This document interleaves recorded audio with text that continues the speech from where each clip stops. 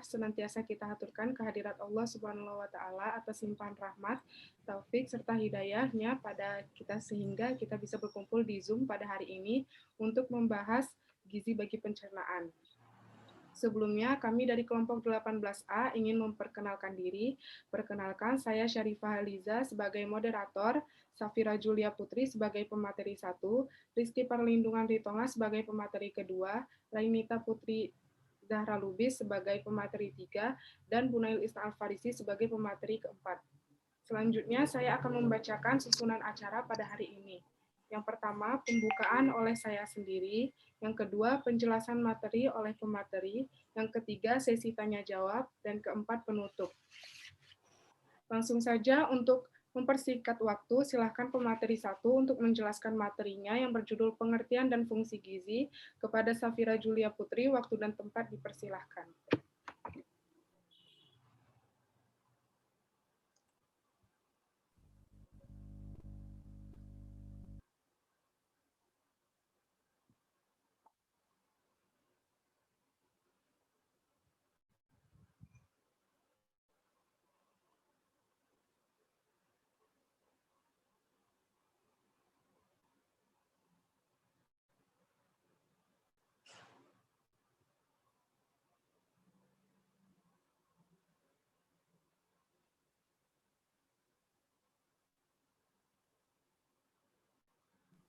Ya, jadi di sini saya akan menjelaskan apa itu gizi dan apa itu fungsi gizi.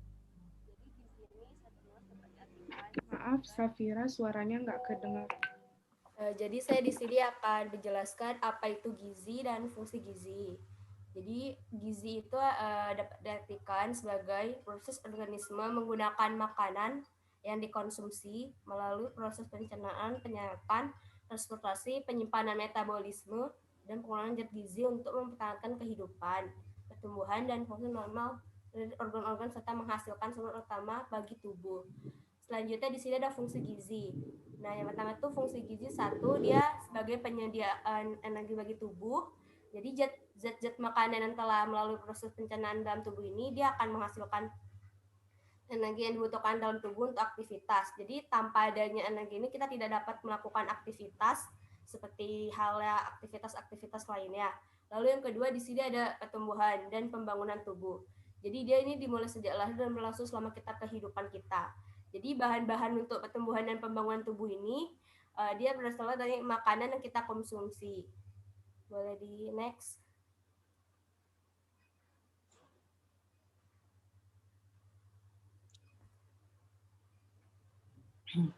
Nah, lanjut di sini yang ketiga yaitu pengertian pada proses tubuh. Jadi di dalam tubuh manusia ini banyak sekali proses yang terjadi. Jadi di sini dia makanan ini dia mempunyai peran untuk mengatur metabolisme dan mengatur berbagai keseimbangan cairan tubuh melalui unsur-unsur terkandung di dalamnya.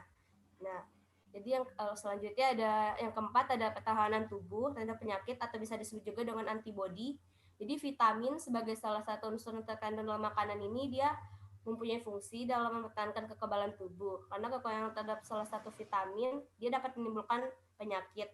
Nah, jadi selanjutnya makanan ini baik bagi tubuh, semestinya zat-zat untuk tubuh. Zat tersebut ialah zat gizi yang digunakan oleh tubuh untuk pertumbuhan dan makanan juga mudah untuk dicerna. Makanan pun diusahakan dia mengandung zat adiktif. Kenapa demikian? Jadi zat adiktif ini dia dapat meningkatkan kesehatan. Jadi kalau banyaknya zat adiktif yang terdapat dalam makanan ini, dia tidak baik. Karena pada proses pengolahan makanan ini, jika terdapat banyak zat adiktif ini, dia dampak negatif pada kesehatan tubuh kita.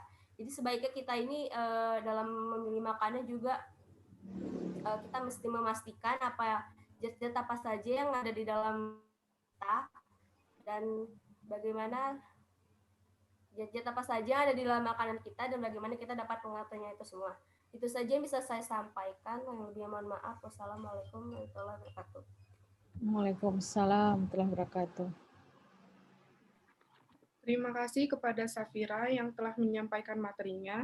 Langsung saja kita lanjut ke pemateri 2 untuk menjelaskan materinya yang berjudul faktor yang berhubungan dengan status kurang gizi dan proses pencernaan zat gizi yang disampaikan oleh Rizky Perlindungan Ritonga. dan tempat dipersilakan. Baik, terima kasih kepada moderator Syarifah Lija. Saya di sini sebagai pemateri kedua ingin menjelaskan tentang faktor yang berhubungan dengan status kurang gizi dan proses pencernaan zat gizi. Jadi, sebelum itu kebutuhan nutrisi itu merupakan kebutuhan yang sangat penting, yang dimana dia akan membantu proses pertumbuhan dan perkembangan pada bayi maupun anak. Jadi terpenuhnya kebutuhan nutrisi itu pada anak diharapkan dapat tumbuh dengan cepat sesuai dengan usia tumbuh kembang tersebut. Di dalam kekurangan makanan yang bergizi yang akan menyebabkan retardasi pertumbuhan anak yang dimana lebih memprihatinkan lagi perkembangan anak pun terganggu. Jadi di dalam sistem pencernaan ini bertanggung jawab dari proses mengunyah dan menelan, serta proses lainnya yang berperan dalam mengubah makanan dengan bentuk yang dipergunakan oleh sel. Jadi di dalam prosesnya ini, organ-organ yang menyusun sistem pencernaan meliputi mulut, baru esofagus, lambung, usus halus, usus besar, hati, dan pankreas. Jadi di dalam sistem pencernaan itu bertanggung jawab dari proses mengunyah yang seperti saya bilang tadi. Jadi di dalam proses pencernaan itu berlangsung secara mekanik dan kimia. Di antaranya itu yang pertama ingesti. Nah, ingesti itu merupakan suatu masuknya makanan ke dalam mulut. Jadi itu awal dari sistem pencernaan dalam tubuh manusia. Baru yang kedua itu pemotongan dan penggilingan makanan yang dilakukan secara mekanik oleh gigi. Jadi di dalam makanan itu kemudian dia bercampur dengan saliva sebelum ditelan. Terus yang ketiga, peristalsis, yaitu merupakan gelombang kontraksi otot polos involunter yang menggerakkan makanan tertelan sesuai dengan saluran pencernaannya. Jadi di dalam saluran pencernaan itu kontraksinya itu sebagai daya dorong utama yang menggerakkan kimus ke arah bawah ke sepanjang saluran. Jadi di dalam pada keadaan normalnya itu makanan dan minuman bergerak dari mulut ke usus dicampur dengan getah pencernaan tersebut. Yang keempat, sekresi pada saluran cerna merupakan respon terhadap adanya makanan dan minuman dan pada saluran cerna. Maksudnya itu dari proses digestik itu dia akan berjalan secara optimal. Jadi pengaturan fungsi sekresinya itu merupakan saluran cerna yang dilakukan oleh adanya kontak dengan bahan susunan makanan. Susunan makanan, jadi di dalam susunan makanan itu terdapat dua saraf, yaitu saraf enterik dan saraf otonom, serta oleh beberapa hormon yang lainnya. Terus yang kelima itu digesti adalah hidrolisis kimia atau penguraian. Itu merupakan suatu molekul besar yang menjadi molekul kecil sehingga absorpsinya dapat berlangsung. Jadi di dalam digesti itu merupakan di mana dia tempat saluran atau bahan-bahan makanan yang merupakan bukan bahan makanan aja sih, makanan seperti makanan, vitamin, mineral, dan cairan tubuh. Jadi di dalam keempat itu dia akan masuk ke dalam tubuh. Baru yang selanjutnya absorpsi. Absorpsi itu merupakan suatu pergerakan produk akhir pencernaan dari lumen saluran pencernaan ke dalam sirkulasi darah dan limpatik sehingga dapat digunakan oleh sel-sel. Jadi di dalam absorpsi ini terdapat produk-produk kayak gimana kayak di produk pengganti dia jadi modelnya. Jadi dalam produk pengganti ini atau disebut monosakarida. Jadi di dalam monosakarida itu terdapat asam amino, asam lemak, dan gliserol. Dan yang terdapat di elektrolit maupun vitamin. Jadi di dalam absorpsi ini proses seksirinya itu berupa air dan elektrosit yang dibutuhkan juga untuk digesti dan absorpsi bahan yang makanan yang lainnya. Dan untuk mengeluarkan hasil metabolisme itu diperlukan dalam waktu 24 jam. Terus di dalam mekanisme absorpsi ini terdapat mekanisme transport absorpsi, yang dimana meliputi difusi. Nah, di dalam difusi ini dibagi lagi, jadi difusi terfasilitasi, transport, aktif, dan pinositoris. Jadi dalam mekanisme utama itu merupakan suatu transfer yang aktif, di mana zat-zat yang ditransfer dari luman usus ke darah atau liman harus menembus sel-sel dengan cairan intraseluler. Selain itu ada juga IGST. IGST itu merupakan suatu proses eliminasi, yang dimana zat-zat sisanya itu dalam bentuk fases dari saluran pencernaan. Terima kasih.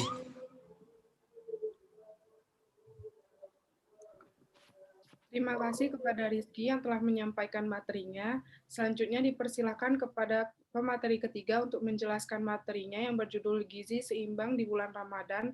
Kepada Renita Putri Zahra Lubis, waktu dan tempat dipersilakan. Terima kasih kepada moderator. Di sini saya akan menjelaskan tentang gizi seimbang di bulan Ramadan. Untuk menjaga kecukupan makanan yang bergizi dan seimbang, selama puasa kita harus mengkonsumsi karbohidrat, protein, lemak, vitamin, mineral, dan cairan yang cukup untuk membantu proses metabolisme. Pada saat sahur tidak disarankan mengkonsumsi makanan dan minuman secara berlebihan untuk dipakai sebagai cadangan makanan karena konsumsi makanan yang berlebihan akan memperburuk kondisi tubuh. Next.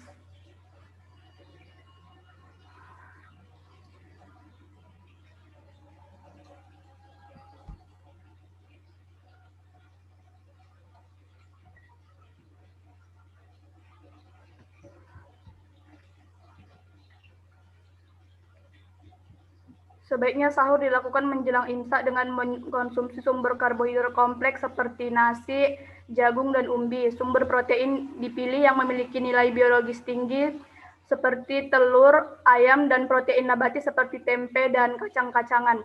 Dan hindari makanan yang tinggi lemak jenuh dan kolesterol seperti gorengan dan jeroan. Pada saat berbuka puasa, sebaiknya dibuka dengan konsumsi makanan-makanan yang manis yang telah dianjurkan oleh Nabi Muhammad SAW.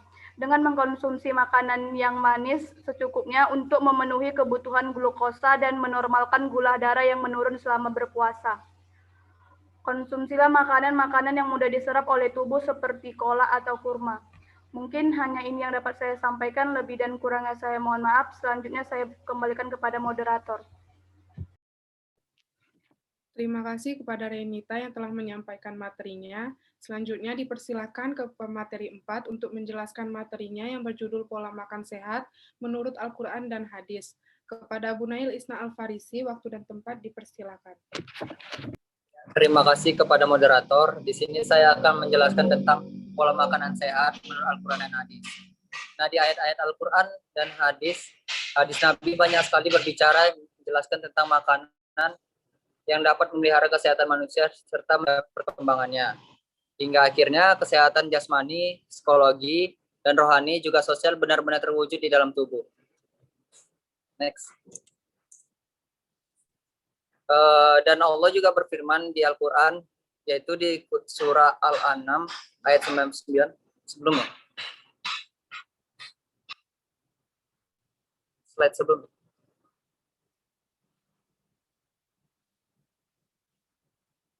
Setelahnya. Oh ya, itu. Dan dialah yang menurunkan air hujan dari langit, lalu kami tumbuhkan dengan air itu segala macam tumbuh-tumbuhan. Maka kami keluarkan dari tumbuh-tumbuhan itu tanaman yang menghijau. Kami keluarkan dari tanaman yang menghijau itu butir yang banyak, dan dari mayang kurma mengurai tangkai-tangkai yang menjulai. Dan kebun-kebun anggur, dan kami keluarkan pula zaitun dan delima yang serupa dan yang tidak serupa. Perhatikanlah buahnya di waktu pohonnya yang berbuah, dan perhatikan pula kematangannya. Sesungguhnya pada yang demikian itu ada tanda-tanda kekuasaan Allah bagi orang-orang yang beriman. Nah, Allah juga berfirman dalam surat Al-A'raf ayat 31. Next slide-nya.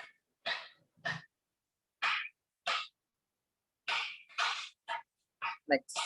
Oke. Ya, pada Quran surah Al-A'raf ayat 31, makan dan minumlah tetapi jangan berlebihan. Nah, ini maksudnya apapun yang kita makan, Allah itu melarang kita untuk berlebihan. Nah, asupan gizi dan vitamin di dalam makanan harus diperhatikan guna menjaga keselamatan tubuh sekaligus untuk melawan berbagai penyakit menular atau tidak menular. Makanan yang layak dikonsumsi hendaknya mengandung unsur karbohidrat, protein, vitamin, mineral, serat, lemak, dan air. Unsur-unsur tersebut berfungsi mengaktifkan seluruh tubuh. Nah, di balik itu semua kita tidak boleh lupa, kita tidak boleh berlebihan dan juga jangan pula kekurangan. Oke, itu saja materi saya. Saya kembali ke moderator.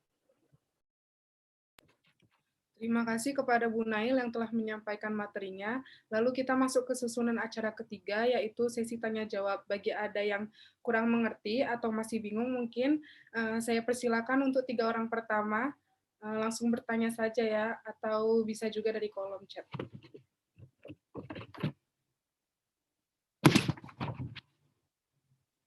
Ada yang bertanya dari Yuli Puspita, izin bertanya kepada pemateri 1, apa saja makanan yang baik untuk pencernaan berupa lemak sehat tanpa kolesterol?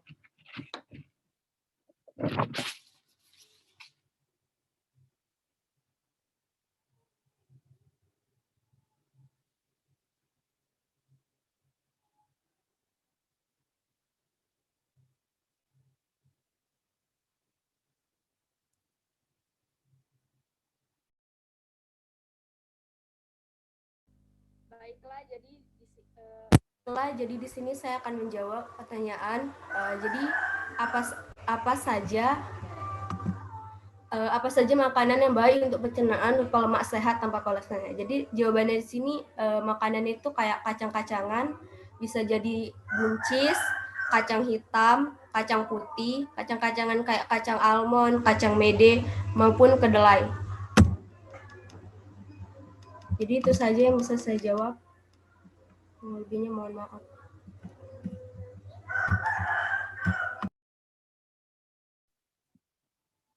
Apakah ada lagi yang ingin bertanya?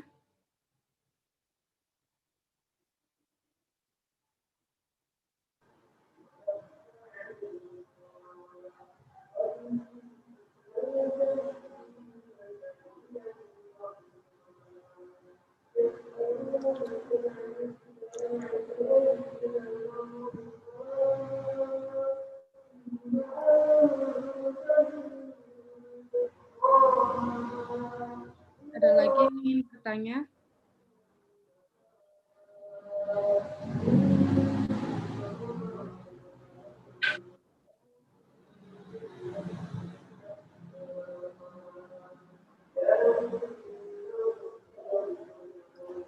Baiklah, saya lanjutkan.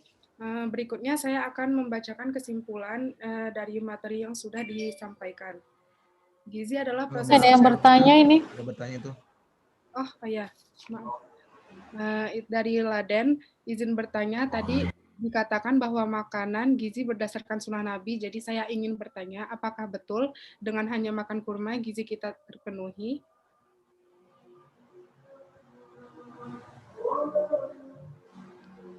Assalamualaikum warahmatullahi wabarakatuh. Salam. Saya mau menjawab pertanyaan dari saudara Laden. Jadi di dalam kurma itu sesuai dengan ajaran Rasulullah SAW yang dimana kurma merupakan suatu sunnah. Sunnah artinya itu, dalam artinya itu boleh dilakukan dan boleh tidak dilakukan. Nah, di dalam ajaran Rasulullah itu memang di dalam kurma itu terdapat gizi, yang dimana gizi yang tersebut yang terdapat oleh serat-serat mineral. Jadi di dalam kurma itu bukan sebenarnya sih gimana ya bilang ya, bisa aja dikatakan terpenuhi karena di situ memiliki sumber yang mineral yang tinggi di dalam kehidupan dalam tubuh kita gitu. Jadi dianjurkan juga dari Rasul untuk kita sebelum makan, alangkah baiknya kita makan kurma terlebih dahulu. Terima kasih. Izin menambahkan terangkan.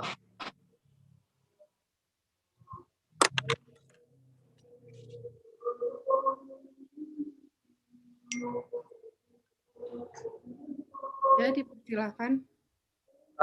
Saya ingin menambahkan dari jawaban Sri Rizky tadi. Kenapa kita dianjurkan sunnah dalam memakan kurma? Karena itu manis dan mengandung glukosa, di mana glukosa itu sangat berguna bagi tubuh kita. Dan itu sunnah, boleh dilakukan jika dilakukan berpahala, tidak dilakukan juga tidak apa-apa. Terima kasih. Saya kembali ke moderator. Selanjutnya ada yang bertanya lagi dari Febri Anggriani. Assalamualaikum, izin bertanya, kenapa orang dewasa bisa mengalami kekurangan gizi? Terima kasih. Baik, saya akan mencoba menurut pengalaman saya yang pertanyaan dengan saudari Febri Anggriani. Yang pertanyaannya tentang kenapa orang dewasa bisa mengalami kekurangan gizi. Jadi semakin kita dewasa, ini kesimpulan saya ya, semakin kita dewasa, semakin kekurangan gizi kita akan menurun. Karena kenapa? Semakin kita dewasa itu pola pikir kita, pola kegiatan kita, pola keseharian kita lah makin meningkat. Jadi dianjurkan untuk dewasa lebih lagi untuk mengkonsumsi gizi yang berkhasiat sehat dia. Terima kasih.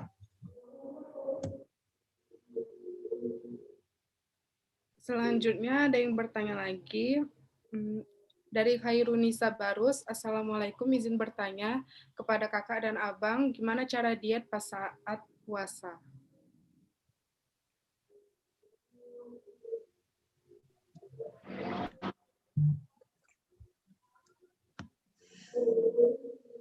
Baik, saya akan jawab juga lagi oleh saudari Khairunisa Barus. Gimana sih cara diet saat kita berpuasa? Sebenarnya kata diet itu merupakan gimana ya? Kalau kata diet yang sehat itu bukan berarti kita nggak makan satu harian. Itu merupakan kesalahan diet yang salah besar. Jadi di dalam kata diet itu kita menafsir sebuah makanan. Jadi kita kalau makan itu pola makan kita teratur gitu. Itu bisa dikatakan diet. Jadi kalau kita mau diet, kita harus makan teratur juga gitu. Izin menambahkan. Ya, silakan. Saya menambahkan dari kita cara pola diet kita dengan ketika kita buka berpuasa atau ketika sahur, maka makan dengan sengaja. Orang ketika buka berpuasa itu balas dendam dengan makan berlebihan. Itu yang membuat kita sulit diet pada bulan puasa. Terima kasih.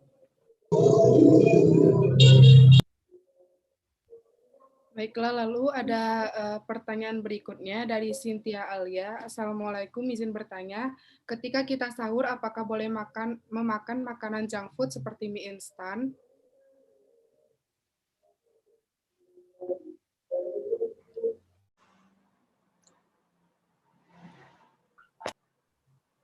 Baiklah, sebelumnya minta maaf tadi ada kesalahan teknik.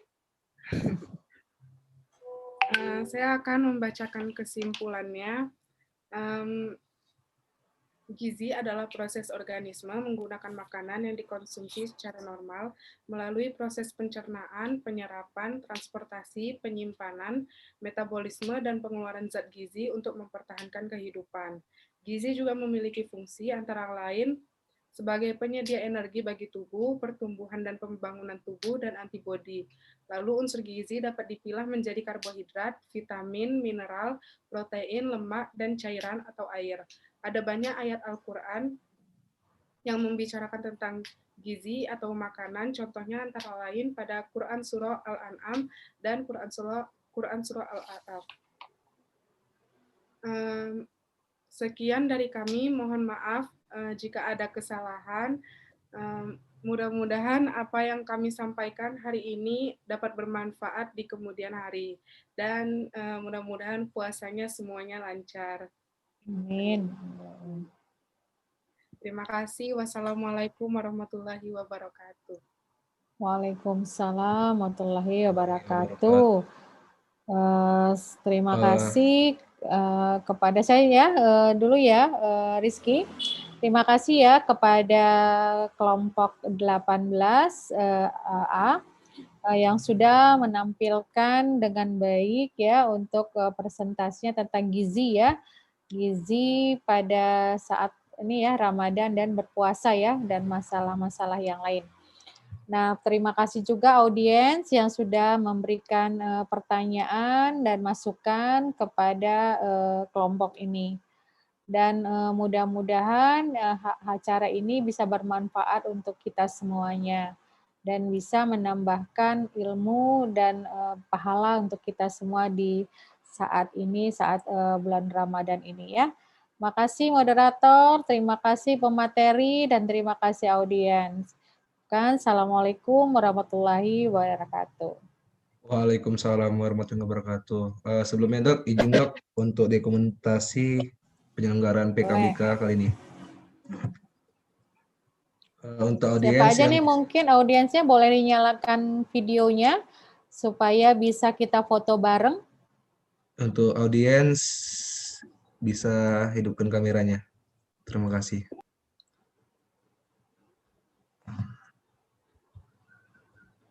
Hitunglah ya, hitung 1, 2, 3 ya. Oh, baik Dok. Untuk audiens kayaknya pada malu semua Dok. Apa mungkin dari tempat tidur kali ya mereka Mungkin, Dok. nontonnya ya. Oke, silakan untuk pematerinya menyalakan ininya, videonya Baik, Dok. juga ya supaya kita ininya. Oke, Baik, Dok. silakan hitung ya 1, 2, 3 ya. Baik Dok. 1, 2, 3. Baik, ganti gaya lagi. 1, 2, 3. Baik, terima kasih Dok. Terima kasih semuanya ya. Oke, untuk apanya, tolong dari kelompok ini untuk membuatkan rekamannya dikirim ke email ya.